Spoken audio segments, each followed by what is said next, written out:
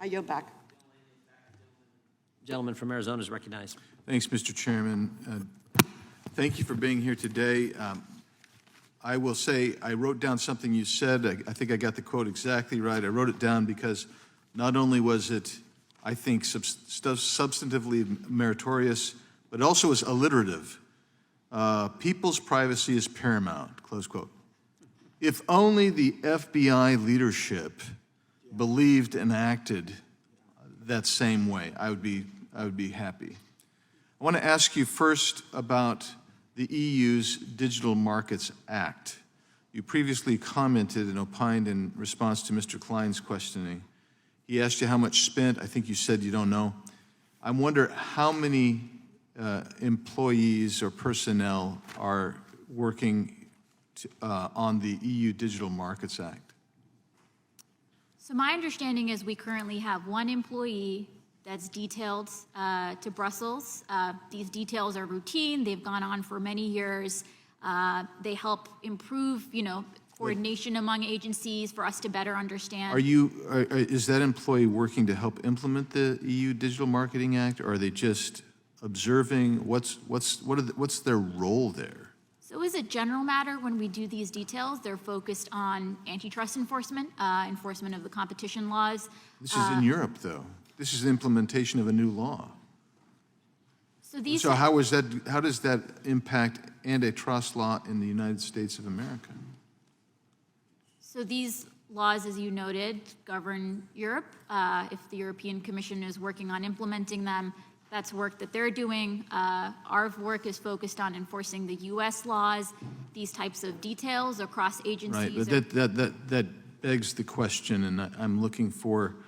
I'll move on because we always the 5-minute format is ridiculously absurd. We can't get a full answer or full question. So I'm hoping that maybe you or your team will respond more fulsomely as to why we have someone there even observing the implementation of an EU law that is not here, unless you're intending to support something like that here.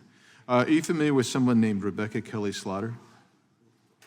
Excuse me? Are you familiar with someone named Rebecca? Yes, she is my colleague Yes, of the right commission. there. She's here. So I have a quote from her. Interesting. Well, glad you're here. She's called for an equity, inclusion, and anti-racist agenda in the antitrust enforcement. Yet, antitrust enforcement typically is focused on the consumer welfare standard, right? So do you agree with Ms. Slaughter, Commissioner Slaughter's call for equity, inclusion, and anti-racist approach to antitrust enforcement?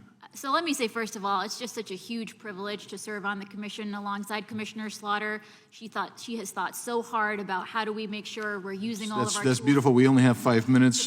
Send me a letter telling me how glad you are, please. But please respond to my question. So she's thought an enormous amount of these issues, and I won't claim to speak for her.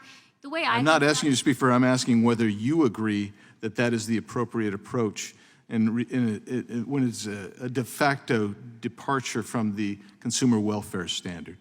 So we enforce the laws that Congress charged us with. That includes prohibitions on unfair methods of competition. So not to interrupt, but to interrupt. You're not answering my question. My question is real specific.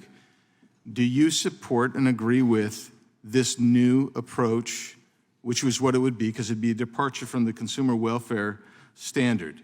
Do you agree with Ms. Slaughter's call for equity, inclusion, and anti-racist as a basis to examine antitrust violations? So again, we examine antitrust violations under the laws that Congress wrote. Can you name a single law dealing with antitrust that obviates the consumer welfare standard and replaces it with an equity, inclusion, and anti-racist standard? Any statute? Federal statute. The statutes are worded broadly. We look closely at the text of them as well as any case law. Can you give me one that would facilitate obviating the consumer welfare standard and replacing it with the equity, inclusion, and anti-racist standard? So, Congressman, look, you're right. There aren't, cases on these specific questions. I will say when Congress was passing the anti-monopoly laws, They were doing so because they were worried that concentrations of economic power hurt everybody. That's And right. That's the mandate That's right. that But we have. that's from that point of view is how the consumer welfare standard developed and evolved. And now this, if you were to take the equity, inclusion, anti-racist agenda and use that as your new standard, you would have moved away from statutory and case law and tried to impose a new standard. That's the point I'm trying to make, and that's the point you're not responding to. I would ask that maybe you or Ms. Slaughter even, I don't, whatever, would respond in the future so we have a chance to get to the bottom of that. I appreciate you being here. Thank you. I yield back. The gentleman yields back. The gentleman from Maryland is recognized. Thank you, Mr.